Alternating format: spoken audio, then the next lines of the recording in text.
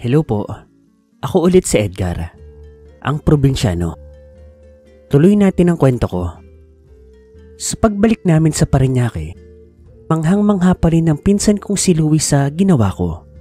Ang bangis daw ng ginawa ko, yung pagdarasal ko, yung pakikipag-usap ko doon sa espiritu. Nandoon siya sa kwarto ko noon, kinukulit niya ako.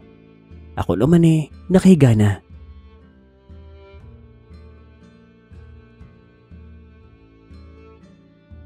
Pinsan, ang bangis talaga nung ginawa mo kanina. Paano mo nalaman na masamang espiritu yun? Pinsan, hindi ko agad alam kung masama ba yun o hindi. Pero alam ko, may sumanib ka agad doon sa babae. Hetong tatandaan mo. Kunwari, nakakita ka ng isang tao. Sabihin na natin na bata. Ipagpalagay na lang natin na yung batang yun. Di ba 12 anyos lang siya? Yung boses niya iba. Hindi niya boses yun. Malakas din siya. Kayang-kaya nang pumatay ng tao nun kapag wala siyang tali o kaya kadena. Doon pa lang, mapapaigsip ka na. Ibig sabihin, may kung sino ang nasa loob niya. Hindi naman makakaya ng edad 12 anyos na bata yun, di ba? Kaya babae pa. Yun na kaagad ang basihan. Pero alam mo ba, hindi lahat ng kaso ganon. May ilan kasi namang espiritu na nagtatago lang. Kunwari, bibigyan lang nila ng sakit yung sinasapian nila. Hindi sila magwawala. Hindi rin nila ipapahalata. Kumbaga, naghihintay lang sila ng tamang pagkakataon. E di ang mangyayari niyan, yung mga kapamilya nung nasaniban, dadalhin sa ospital. Hindi sa albularyo. Imbis tuloy na mapapagaling, mas lalong lalala yung katawan ng sinaniban. Mananalo yung espiritu o kaya naman demonyo. At kapag ganoon, kakayahan na ng albularyo ang basihan. Kapag malakas ang dungan mo o kabisado mo na, ibig sabihin marami ka ng experience. Mararamdaman mo yon. Malalaman mong may nakasanib. At doon naman sa kanina, ramdam ko na kaagad yon. Nasa labas pa lang tayo. Tsaka halatang halata na rin, di ba? Pisikal tsaka itsura. Pinakita kaagad ng espiritu na namamahay siya doon sa katawan ng bata. Kapag ganun, pinsan, ang una mong gagawin, lahat ng taong walang maitutulong sa gagawin mo, palalabasin mo. Isasarado mo ang pinto. Kapag malakas kasi yung espiritu, kayang-kaya niyang lumipat sa ibang katawan ng tao, lalo na kung walang pananalig ang ibang taong nakapaligid sa kanya. Pangalawa, dasalin mo kaagad yung Latin na itinuro ko sa'yo. Yung dasal na yon, pampahina yun ng mga espiritu. Malaki ang bagay na yan. Kapag mag-isa ka lang at wala kang kasama, kailangan mo magdasal sa isip mo habang gumagawa ng mga orasyon.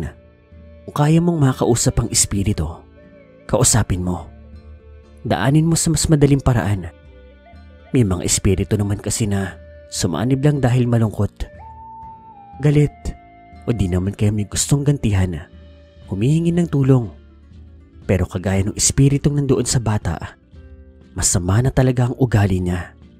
Rapist daw, di ba? Magnanakaw. Yung binigkas ko na ritual, pampalabas yun ng espiritu o demonyo sa katawan ng isang tao. Pero hindi porket ginawa mo lang tama yun o binanggit ng walang pagkakamali, kaganan na yun. Depende yun sa kakayahan mo, pinsan, na kailangan mo pang matutunan. Depende rin sa experience mo, sa adhikain mo, at syempre sa lakas ng pananalig mo. Pero alam mo ba, ang mas nagpapadali ng mga trabaho ko ay hetong kwintas ko. Itong kwintas na ito, masasabing agimat o anting-anting. Kakaiba ito. Kagaya sa nakaraan, kayang-kaya nitong mangsunog ng aswang. Kayang-kaya din itong magsunog ng espiritu, ng demonyo. Yun nga lang, masinsinang pagsasani ang kailangan mo bago mo magamit ito. Ilang taon ko tong inayakan bago mapagana. Ilang sakit yung pinagdaanan ko. Wow, astig. Saan mo ba nakuha yung kwintas na yan, pinsan? Heto, kusa lang to nagpakita sa akin. Ang tawag dito, mutya ng tinik ng kawayan. Kung papaano ko naman to nakuha, aksidente lang talaga. May ginagawa kasi ako noon. Kailangan ko ng mga kawayan. At habang naghahanap ng mga maliliit na kawayan, may nakita kong kumikislap-kislap doon, kumikinang-kinang. Dinampot ko naman yon. At sa pagdampot ko pa lang noon, nakaramdam na ako ng ibang koneksyon dito. Inuwi ko yun sa amin pinsan, tapos pinakita ko sa tatay ko. Ang sabi niya, isa raw yung mutya. Buhay pa nga rin si lolo noon. 7 years old pa lang kasi ako noon. At kinumpirma nga ni lolo na isang mutya ang bagay na iyon. Mas tumalakas daw yung espiritual na kapangyarihan ng isang tao kapag suot-suot daw ito. Malakas sa panlaban sa mga aswang, sa mga espiritu, engkanto, o kaya mga demonyo. Kinuha ni lolo yun. Pinasok ko niya yun sa isang tingga. At heto na nga, parang normal na kwintas lang. Parang ang ginto, diba? Pero sa loob niyan pinsan, nandyan yung tinik ng kawayan. 7 years old ko nakuha yan, diba? Pero napagana ko yan. Siguro mga 11 na ako, 12, mga ganun siguro. Pero sabi ng tatay ko, hindi ko pa raw talaga nagagamit yung tunay na lakas nito. Wow! Ang lupit naman yan pinsan. Para pala yung magic powers eh. Gusto ko rin yan. Tara pinsan, hanap tayo. Pinsan, ang mga mutya, tsambahan mo yun makikita. Pwede mong hanapin.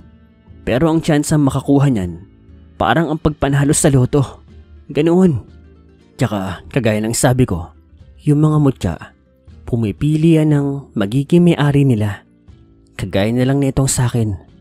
Pinili ako ng mutya. O diba, nagagamit ko hanggang sa ngayon. Wow, astig. Sana piliin din ako. Sana nga pinsan. Alam mo ba, maraming klaseng mga mutya. Iba't iba rin yung kayang ibigay nito sa mga nagmamay-ari sa kanila. Pwedeng lakas, pwedeng bilis, pwedeng lakas ang pagtalon, pwedeng talino, pwedeng bilis ang pag-iisip. Mga ganyang bagay. Pero heto, sa akin, lakas ng espiritual na kakayahan. Yun yung ibinibigay nito. Pero kung gusto mo naman pinsan, agimat o anting-anting. Yung mga ganyang bagay kasi, gawain ng mga taong malalakas ang espiritual na kakayahan. Alam mo ba, ang lolo natin, maraming ganyan. At alam ko, base sa kwento ng tatay ko sa akin, yung mga anting-anting at agimat daw nila, ipinamana sa mga anak niya. Walang mutya ang tatay ko, pero anting-anting o agimat, meron siya. Hindi niya lang pinapakita sa akin yun. Tinatago niya raw yun. At sabi niya, yung tatay mo rin daw, pati yung iba pa nilang kapatid, meron din. Aba, so meron pala ang daddy ko. Loko yung daddy ko ah. Hindi sinasabi sa akin. Mukha yatang ayaw maging albularyo ng daddy mo eh. Malamang sa malamang, itatago niya talaga yun. Kaya ang hetong suot-suot ko, mukhang anting-anting diba? Mukha ring agimat. Sinadyang gawin ng lolo natin yan, para hindi mahalata sa labas na mutya ito. Kasi malakas din makaakit ito ng mga nilalang eh. Kaya niya tinago sa ginto. Yung ginto kasi, natatago niyan yung spiritual na lakas. Kumbaga kapag inactivate mo lang, tsaka doon gagana. Aba, galing talaga. Ang dami ko pa palang kailangan malaman no? Aba oo pinsan. Wala pa tayo sa kalahati no? Nasa siguro malapit ka pa lang sa 1/4. Pero pinsan, kagaya ng sabi ko, hindi basta-basta ang pagiging albularyo. Isinasa puso yan. Tsaka unti-unti, para mas tumatatak sa isip at puso mo. Tsaka pinsan, wala sa mutya, anting-anting o kaya naman agimat ang pagiging albularyo. May mga kakilala ko, kahit wala silang mga ganyan, malalakas naman yung mga espiritual na kakayahan nila. Hindungan, kaliwa at kanan na kakayahan, at kung ano-ano pa. Kaya kahit wala silang mga ganon, malalakas pa rin silang albularyo. Sisulang sa kanila ang pumatay ng mga normal na aswang, engkanto, o kung ano-ano pa. Kaya kung ako sa'yo, magpo-focus muna ako sa mga basics. Palakasin mo lang ang pananalig mo. Unti-unti, lalakas ang espiritual na kakayahan mo. Kilala mo si Goku, di ba?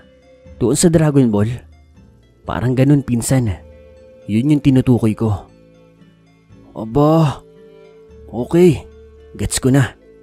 Sige, pinsan. Sige na, tulog na ako. Patulog ka na dyan, ha? Oo na, kanina ka pa istorbo eh.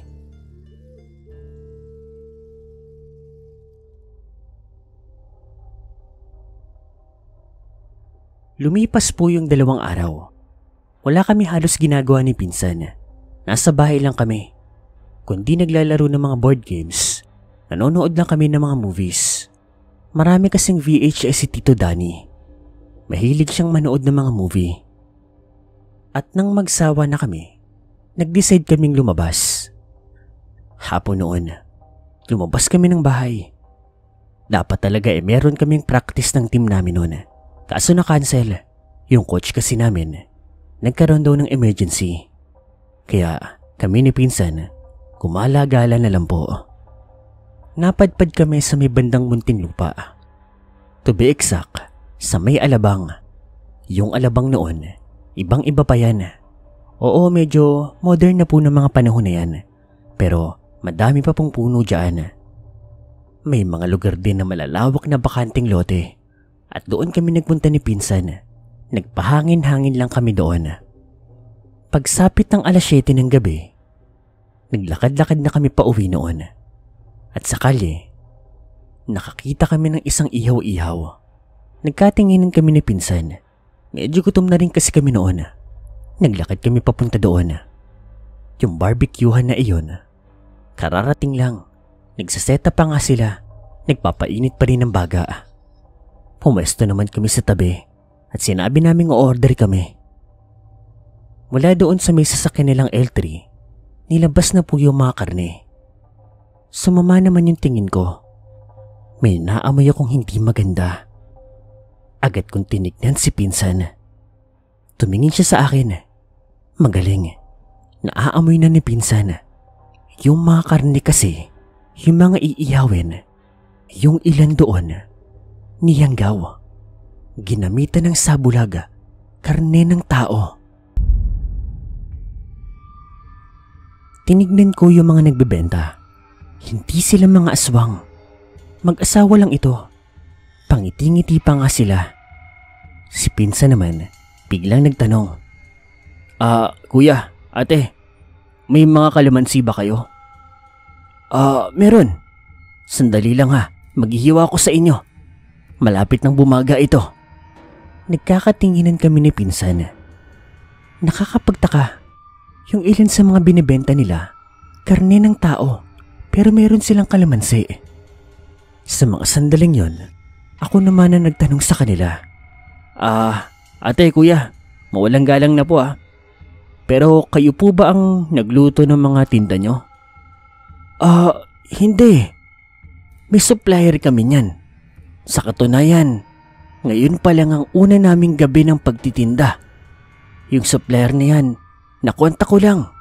Malapit lang sa amin, bagong tayong meat shop. Sa katunayan, matagal na namin gustong magtinda ng mga ihaw-ihaw. Pero nahihirapan kaming kumuha ng mga supplier. Doon sa supplier na yon, timplado na, luto na. Bibili ka na lang. Tapos ikaw na magbebenta at mag-iihaw. Ate, mawalang galang na po Peran po ko ng kutsilyo nyo, tsaka asan na po yung mga kalamansi. Binukod ko yung mga karne ng tao doon sa mga karne ng baboy. At walang ano-ano, pinatakan ko yung mga barbecue na alam kong karne ng tao. At laking gulat nila nang nag-iba ang karne na iyon at bumaho. Yung iba pa nga, may mga daliri, may mga tenga, may mga ilong, at lahat ng yon ay siguradong galing sa tao. Tumili yung babae. Nagulat naman yung lalaki. Hindi sila makapaniwala. Kuya, ate, pwede niyo po bang sabihin sa amin kung saan yung meat shop na yon? Nagbebenta po sila ng karne ng tao. Hindi po tama yun. Kami na pong bahala sa kanila. At para hindi po kayo malugi, babayaran na lang po namin itong mga tinda ninyo. Total, kami naman po ang namerwisyo sa inyo. Nako, hindi. Hindi nyo kailangan bayaran. Sila ang kailangan magbayad nito. Kakausapin ko sila. Nako, wag po. Kami na pong bahala. Hindi po mga normal na tao yon. Bago lang po na meet shop yun, hindi ba? Oo. Katatayo lang nila noong nakaraang buwan. Marami silang binebenta karne. Frozen tsaka fresh. Wag po kayo mabibigla pero kung naniniwala po kayo sa mga aswang, malamang sa malamang, mga aswang po ang mga tao doon sa meat shop na yon. Nabigla naman yung mag-asawa. Naiyak pa nga yung babae. Hindi sila makapaniwala. Nabogo sila. Tinapon nila yung mga karne. Lahat, kahit yung hindi mga tao. Tinuro naman nila sa amin yung meat shop na sinasabi nila. Hindi rin nila pinabayaran sa amin yon. Sinabi namin sa kanila na kami na ang gagawa ng paraan. Kami na ang magsusumbong sa mga pulis kung kinakailangan. Ang kailangan nilang gawin ay manahimik muna at maghintay sa mga pwedeng mangyari. Mula po Alabang, bumiyahe kami mula po Lower Bikutan. Doon daw kasi matatagpuan yung bagong tayong meat shop. 9:00 na po ng gabi noon. Nakita nga po namin yung meat shop. Sarado na ito, pero sa loob, bukas pa ang mga ilaw. May mga tao nga doon. Marami sila. Mga nagtatadtad, mga nagsasalansan ng mga karne at kung ano-ano pa. Kung sa labas mo titignan, mukha talaga itong normal na meat shop. Maganda pa nga yung pagkakagawa eh. Ang ganda rin ng disenyo. Mukha ring malinis. Pero ako, ramdam ko, may mali doon sa meat shop na iyon. Pinakiramdaman ko yung mga tao. Hindi ako nakakaramdam ng pagkaaswang sa kanila. Mga normal silang mga tao. Kami naman ng pinsan ko, tumambay lang doon sa may malapit, sa may tapat. Sakto kasing may bukas na kainan doon. Kumakain lang kami. Binabagalan pa nga namin yung pagkain. 10:00 ng gabi.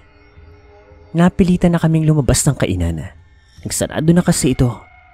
Sa pagkakataon na yon, tumambay naman kami sa kabilang banda. Tanaw pa rin namin mula doon yung meat shop. Ilang saglit lang, may huminto doon na isang malaking truck. Yun ata ang nagde-deliver sa kanila ng mga karne. Kasanuran po ng truck, may huminto rin po na isang sasakyan doon. Magara. Doon po sa magarang sasakyan, may bumaba pong isang lalaki. Sakto, umihi po ang malakas na hangin. At sa hangin na iyon, kumapit po ang amoy niya. Napakasangsang na amoy na miski si pinsan, naamoy din yun. Pinsan, malangsa, ganun ba yung amoy ng aswang? Tumango naman ako. Yung amoy na yun, nagmula sa lalaking bumaba, galing doon sa may sasakyan. Isa yung aswang, kumpirmado. At mukhang siya ang may-ari ng meat shop na iyon. Pumasok naman yung lalaking yun sa meat shop niya. Binati naman siya ng mga tauhan sa loob. At maya-maya lamang, lumabas din siya, kasama ng isang tauhan sa loob. Sir, maghihintay po ba kami sa inyo? Pwedeng hindi na. Tapusin nyo na lang ang trabaho dyan. May susi naman ako nito eh. Kukuha lang kami ng mga stock sa warehouse. Tapos, kami nang bahala mag-deliver dito. Kayo, pagtapos ng trabaho nyo, magsiuwi na kayo. Malinaw? Ganun po ba, sir? Sige po, salamat po ah. Ingat po kayo. Sumakay ng sasakyan yung lalaking yun. Pinaandar ito. At pagkatapos nun, sinundan naman po siya ng truck. Nagkatinginan kami ni pinsan. Sakto, may dumaan po na taxi sa amin. Pinara ko naman yun.